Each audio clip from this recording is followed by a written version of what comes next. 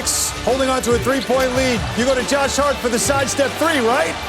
Bang, as Mike Breen would say, right in the faces of the Cleveland bench. But the Knicks still need a dagger play. Who's it going to be? DiVincenzo finds Deuce McBride, another hero of the night. Wow, he knocks down the corner three.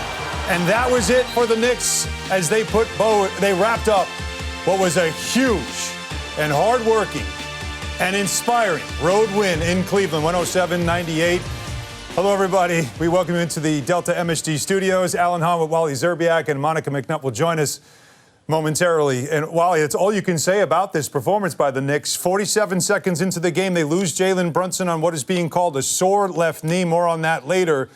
But from there, it seemed like every corner of the Knicks roster, someone stepped up big tonight for this win. Heroic effort all around. The domination on the boards, 47-39. This is a big Cleveland team. This is exactly how the Knicks beat Cleveland in the playoffs last year. They just outmanned them, they outworked them, and they played harder.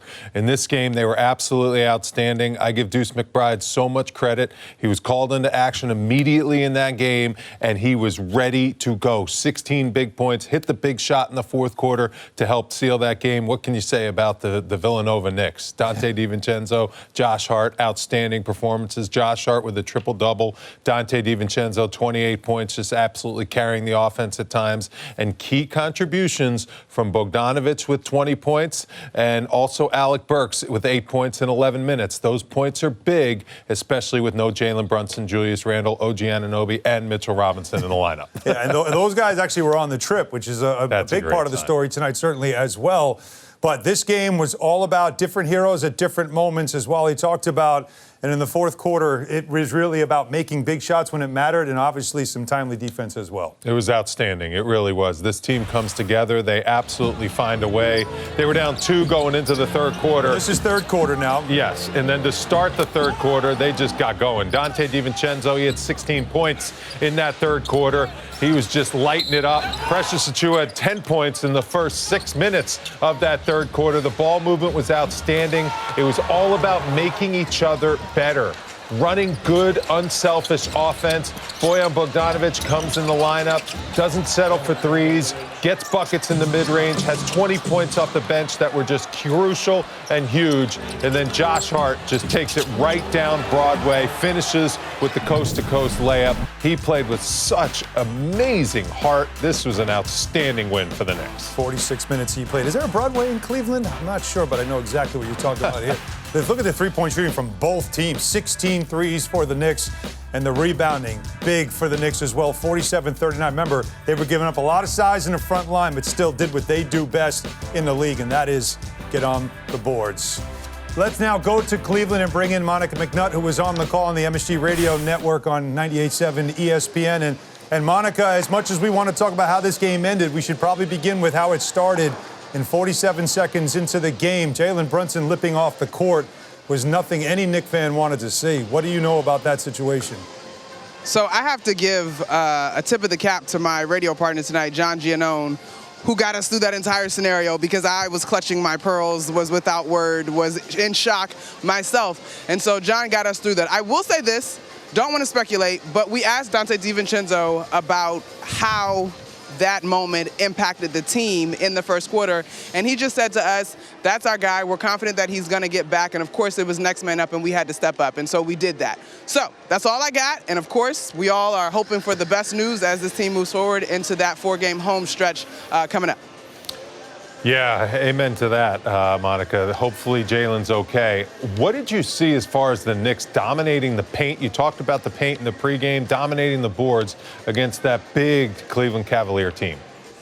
So J.B. Bickerstaff said pregame that this team is susceptible when they have to rotate and help for penetration. And so all the times tonight, Wally, where we saw either Donte, Deuce, even Josh keep their dribble alive and get to that baseline penetration and then spray the ball to the opposite side, the bigs had to react. And so that was really, really effective tonight in terms of getting three-point shots that were quality looks late in the ball game. The Knicks shoot 41% from three, and they shot the ball with such tremendous confidence. That, and I really liked Bogdanović taking advantage of his size with his matchup. Until he hit that three, I believe, in the third quarter, he had really been eaten off of his mid-range game, which also speaks to the activity in the paint. And y'all, 19 rebounds for Josh?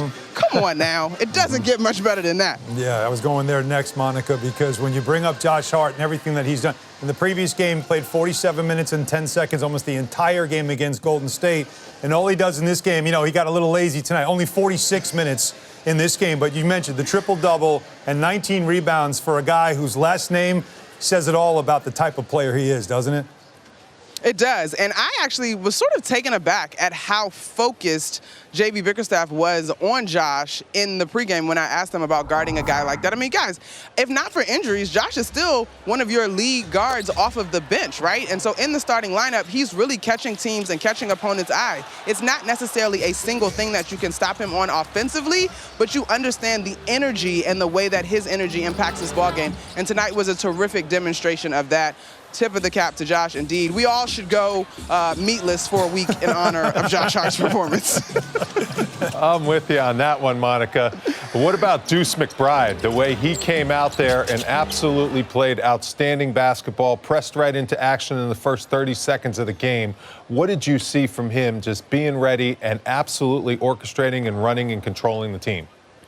Poise. And as much as we'll talk about his 16 points, his defense on Darius Garland, although Darius got loose there when this team cut the lead to single digits, but he dogged Darius Garland in terms of making it as difficult as possible. And in fact, I believe it was a moment of pride for him to go back on the other end and score versus Darius himself. The two of them have similar builds, but I just thought he showed a level of poise as a third-year guy that you have to acknowledge. And Donte even said it, when you're a guy that's not in the rotation consistently in terms of consistent minutes, it takes the utmost preparation and professionalism to be prepared, and that's what Deuce brought tonight. I loved Han talking about all the different heroes, and a hero comes along. I pulled up the lyrics to that song because I know we can't sing, but I feel like it's appropriate for tonight's game. You got it already in my head. Now I'm going to be singing that song to myself. But Monica, obviously, again, one of these nights, probably the most fun games to call, nights like this, so I'm sure you enjoyed it. Thanks so much for the time. Get home safe. We'll see you Tuesday. Thanks, guys. All right. Well, Wally, as Monica My mom mentioned, just texted there is a Broadway in Cleveland. Broadway Avenue. Yeah. There is a Broadway Avenue? Yes. Okay. See, there you go. Thank you, Marilyn. Appreciate it. But when we talk about these games, 21 games to go now, Wally, and we'll find out about Jalen Brunson, and that'll have to come after tonight. But tonight, right now, the most important thing, and you always talk about this, you get the win. Yes. And why is it important?